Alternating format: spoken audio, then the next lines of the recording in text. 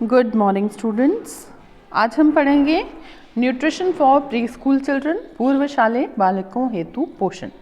Nutrition के basics हम पढ़ चुके हैं, हम जान चुके हैं और डाइट प्लानिंग किस प्रकार से अलग अलग विभिन्न एज ग्रुप्स के लिए, विभिन्न अवस्थाओं के लिए हम करेंगे। एक एक करके हम एक एक अवस्था को लेंगे। तो आज हम ले रहे हैं प्री स्कूल चिल्ड्रन, यानी कि पूर्व शालेय बालक, यानी कि जनरली 3 साल से जो 1 से 3 साल के बच्चे होते हैं जो स्कूल नहीं जाते हैं, उनको हम उनके लिए किस प्रकार से आहार आयोजन किया जाए उसको आज हम चर्चा करेंगे। पूर्व शालेय बालक की जब हम बात करते हैं तो वो बच्चा 1 से 5, कई बार कई जगह 4 साल है, कई जगह 5 साल, और बहुत सारे ग्रामीण क्षेत्रों में 5 साल तक बच्चे स्कूल नहीं जाते हैं। तो 1 से 3 या 5 की एज ग्रुप को हम इसमें इंक्लूड कर सकते हैं। तो अब यहाँ बच्चे में बहुत सारी हैबिट्स, बहुत सारी आदतें विकसित हो जाती हैं। क्या घर का वातावरण है, माहौल कैसा है, बच्चा खेलता है, उसको भूख भी लगती है, हर चीज़ को छू के भी देखता है, एक्सप्लोर करना चाहता है, नई नई उसके अंदर जिज्ञासा बहुत होती है। तो बहुत सारी चीज़ें होती हैं जो कि वो इन चीज़ों को स्टडी करता है, तो एक्सप्लोर करता रहता है। तो अब उसके लिए न्यूट्रिशन कितना इम्पॉर्टेंट है इसको देखना आवश्यक होता है। एक सारिणी हम देखें जिसमें भारतीय बच्चों की हम लंबाई और वज़न को देखें तो हम देख सकते हैं, ये सामने स्लाइड में आपके सामने है, कि जिसमें कि 1 साल का लड़का और लड़कियां दोनों की सेंटीमीटर में लंबाई दी हुई है। तो वो ये एक रेफरेंस के लिए टेबल है, क्योंकि बच्चों का पोषण ठीक हो रहा है इसका सूचक ये है कि उनकी लंबाई ठीक से बढ़ रही है, उनका वज़न ठीक से बढ़ रहा है। तो ये एक कोरिलेशन है कि बच्चा ठीक से परफॉर्म कर पा रहा है, बच्चे की लंबाई उसकी उम्र के हिसाब से ठीक है, बच्चे का वज़न ठीक से बढ़ रहा है, तो दैट मीन्स कि उसका न्यूट्रिशन ठीक है, उसका जो पोषण है, जो खान पान है, खाने की आदतें हैं वो ठीक है। तो ये इम्पॉर्टेंट है और इसको रेफरेंस के लिए हम यूज़ करते हैं सभी बच्चों के लिए। तो 1 से 5 साल के बच्चों की लंबाई लड़कों की कितनी होती है, तो आप देख रहे हो कि 73 से 102 सेंटीमीटर तक रेंज करती है 1 से 5 साल की उम्र में।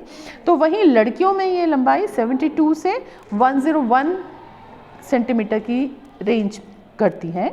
और वहीं दूसरी तरफ किलोग्राम में अगर वज़न को हम देखें तो 8 से 14-15 किलो रेंज करता है इनका वज़न, लड़कों का लड़कियों का। अगली सारिणी हम देखें जिसमें कि पोषक तत्वों की मांग को बताया गया है। न्यूट्रिशनल रिक्वायरमेंट विभिन्न पोषक तत्वों की क्या होती है 1 से 5 साल की उम्र में, उसको हम देखें। इस सारिणी में स्पष्ट हो रहा है कि बच्चे को 1200 से 1500 कैलोरी ऊर्जा प्रतिदिन, ये डेली है, डेली अलाउंसेस हैं, यानी कि जो रोज़ की आवश्यकता की मात्रा है वो है। फिर प्रोटीन कितना है, 3-3.5 ग्राम प्रतिदिन प्रोटीन बच्चे के लिए आवश्यक होता है। कैल्शियम प्रोटीन दोनों ही महत्वपूर्ण हैं इस एज में, और 1 से 1.5 ग्राम कैल्शियम उसके लिए आवश्यक होता है। फिर आयरन को देखो आप, 10 से 30 मिलीग्राम आयरन अच्छी रिक्वायरमेंट है काफ़ी। अगर एडल्ट में भी देखोगे तो अराउंड 30 टू 40 रेंज करती है, वो 35-40 मिलीग्राम आयरन की ज़रूरत होती है। तो बच्चे को आयरन की बहुत ज़्यादा ज़रूरत है। और आम तौर पे देखा होगा कि बच्चे हरी पत्तेदार सब्जियां खाने में थोड़ा सा क्या कहें कि पीछे रहते हैं, उतना आगे चाव से नहीं खाते, सारे बच्चे नहीं खाते। तो ये भी एक सोचने वाला बिंदु है कि उसको कैसे आयरन की कमी को पूरा किया जाए, ये भी एक इम्पॉर्टेंट इशू है, हम चर्चा करेंगे आगे। विटामिन ए की आवश्यकता देख रहे हो आरडीए में आप 3000 से 4000 इंटरनेशनल यूनिट, अंतर्राष्ट्रीय इकाई की आवश्यकता होती है। विटामिन बी कॉम्प्लेक्स 0.5 माइक्रोग्राम, ये सब माइक्रोग्राम है। विटामिन डी भी 400 से 800 माइक्रोग्राम्स हैं। और विटामिन सी मिलीग्राम में है। विटामिन डी अंतर्राष्ट्रीय इकाई या इंटरनेशनल यूनिट में है, विटामिन सी है मिलीग्राम में, जो कि 30 से 50 रेंज करता है। तो विटामिन सी यानी एस्कॉर्बिक एसिड, जो कि रसीले फलों में, खट्टे रसीले फलों में, नींबू, संतरा, आंवला, अमरूद, इन सब चीज़ों में होता है। तो ये टेबल है न्यूट्रिशनल रिक्वायरमेंट की। अब इस टेबल से हमें स्पष्ट हो रहा है कि एक तो विटामिन सी की ज़रूरत उन्हें ज़्यादा होती है, एक तो कैल्शियम की ज़रूरत ज़्यादा होती है, विटामिन ए की रिक्वायरमेंट ज़्यादा है और प्रोटीन की रिक्वायरमेंट ज़्यादा है। ऊर्जा के लिए इतना चिंता करने की आवश्यकता इसलिए नहीं है क्योंकि अगर ये बाकी के पोषक तत्व तो मैनेज हो रहे हैं, बैलेंस हो रहे हैं, तो ऊर्जा अपने आप, ऊर्जा की जो लिमिट है वो बच्चा ले लेगा। तो इस प्रकार से अब इसी तालिका से स्पष्ट हो जाता है कि बच्चे के लिए जो भी आहार हम सम्मिलित करें वो कैसा होना चाहिए, वो उच्च कोटि के प्रोटीन युक्त होना चाहिए, उसमें अधिक कैल्शियम होना चाहिए, अधिक आयरन लौह तत्व होना चाहिए और विटामिन ए और विटामिन सी के प्रचुर मात्रा में भोज्य स्रोत होने चाहिए। विटामिन डी के लिए इसलिए इतना चिंता करने की आवश्यकता नहीं है क्योंकि विटामिन डी सामान्य रूप से हमारे शरीर में सूर्य के प्रकाश से बन जाता है। तो ये एक इम्पॉर्टेंट एस्पेक्ट है। तो धूप सेकना, बच्चों को धूप में रखना, खेलने देना, ये चीज़ें भी महत्वपूर्ण हैं जब हम छोटे बच्चों के पोषण की बात करते हैं। छोटे बच्चों के लिए भी और बड़ों के लिए भी सूर्य का प्रकाश विटामिन डी का एक बहुत ही महत्वपूर्ण सोर्स है, स्रोत है। अब जब भी हम डाइट प्लानिंग करेंगे पूर्वशालेय बालकों के लिए तो हमें कुछ अच्छी आदतों का निर्माण करना पड़ेगा क्योंकि ये फाउंडेशन ईयर्स हैं जहाँ पे जो आदत बच्चे में बन गई, क्या सब्ज़ी खानी है, क्या दाल खानी है, अपने खाने की प्लेट में कुछ छोड़ना नहीं है, सभी चीज़ों को अलग अलग कलर्स के जो भी फ्रूट्स वेजिटेबल्स हैं उनको अपने आहार में सम्मिलित करना है, खाना है, हर चीज़ में नखरे नहीं करने हैं। ये कुछ गुड फूड हैबिट जो है उसकी नींव इसी उम्र में डल जाएगी। अगर 1 साल से ही इन चीज़ों के लिए माता ने, परिवार ने मेहनत नहीं की तो वो बच्चा आगे जाके चूज़ी हो जाता है, यानी कि वो ये खाऊंगा और ये नहीं खाऊंगा, इस सब चीज़ों में रहता है और इस चीज़ से पोषण प्रभावित होता है, प्रतिकूल प्रभाव पड़ता है पोषण में। तो दूसरा, हमारा स्ट्रेस किस पे और होना चाहिए जब भी हम डाइट प्लानिंग करेंगे प्री स्कूल चाइल्ड के लिए, तो सब्जियों और फलों का अधिक सेवन किया जाना चाहिए। कुछ चीज़ें होती हैं आप बच्चे को ज्ञान नहीं दे सकते, आप उसको करके दिखा सकते हो, तो आपको उसके सामने एग्जाम्पल रखना होगा कि आप वो कर रहे हैं जिसे देख के वो सीखें और उस चीज़ को अपने जीवन में उतारें। तो आहार, आप अपने खाने में काफ़ी सलाद ले रहे हैं, फ्रूट्स ले रहे हैं, तो वो बच्चा देखता है, आपको देख के, पेरेंट्स को देख के, परिवार में और लोगों को देख के वो सीखता है और उस चीज़ को वो अपना लेता है। तो आपने हमेशा देखा होगा जहाँ पे माता पिता की कैसे भोजन की आदतें वो बच्चे के भोजन की आदतों को प्रभावित करेंगी। तो आदत ये शुरू से ही डाल देनी चाहिए कि खाने के साथ प्लेट भर के सलाद, फल, इस प्रकार की जो भी चीज़ें ले सकते हैं वो ज़रूर ली जाएं। हरी सब्जियां प्रचुर मात्रा में लें। अब ये भी होता है कि बच्चे को पसंद कम है तो उसके अभी आगे बात करते हैं उस नेक्स्ट पॉइंट के ऊपर कि भोजन का रूप परिवर्तन करते हैं। भोजन का रूप परिवर्तन कैसे कर देंगे? अब मान लीजिए पालक की सब्ज़ी बच्चे को पसंद नहीं है तो उस पालक को हल्का सा स्टीम करके आप आटे में गूंथ दीजिए तो पालक की रोटी या पराठा बन जाएगा। या रायता, दही बच्चे को पसंद है तो पालक का रायता कर सकते हैं, तो थोड़ा सा, या पालक का सूप कर सकते हैं, मिक्स वेजिटेबल सूप बना सकते हैं। बच्चों में सूप, सलाद के साथ साथ सूप पीने की भी एक अच्छी आदत डलनी चाहिए, इसके लिए प्रयास शुरू से ही करना चाहिए। एक ये तो रूप परिवर्तन बहुत ज़्यादा ज़रूरी है। और कई बार ये होता है कि एक टाइम में आप कोई भी चीज़ बच्चे के लिए खाने की इंट्रोड्यूस करोगे, हो सकता है उसे पहली बार में पसंद नहीं आए, कि आपने उसे दिया वो चीज़ उसे उस टाइम पसंद नहीं आई। बच्चों का मूड भी बहुत चेंज होता है, उनके टेस्ट में भी चेंजेस आते रहते हैं, तो उस टाइम पसंद नहीं आई इसका मतलब ये नहीं है कि आगे ना दें उसको। अगर नहीं देंगे तो वो उसको खाना सीखेगा भी नहीं। तो क्या करना चाहिए कि थोड़े टाइम बाद फिर से उसको देना चाहिए, थोड़ा सा स्वरूप उसका बदल देना चाहिए और इस प्रकार से सुनिश्चित करना चाहिए कि पोषण उसको मिल रहा है। वो चीज़ें जितने हमने भोज्य समूह पढ़े थे तो उन भोज्य समूहों को उसकी प्लेट में सम्मिलित करना, समायोजित करना संतुलित रूप में, ये इम्पॉर्टेंट हो जाता है।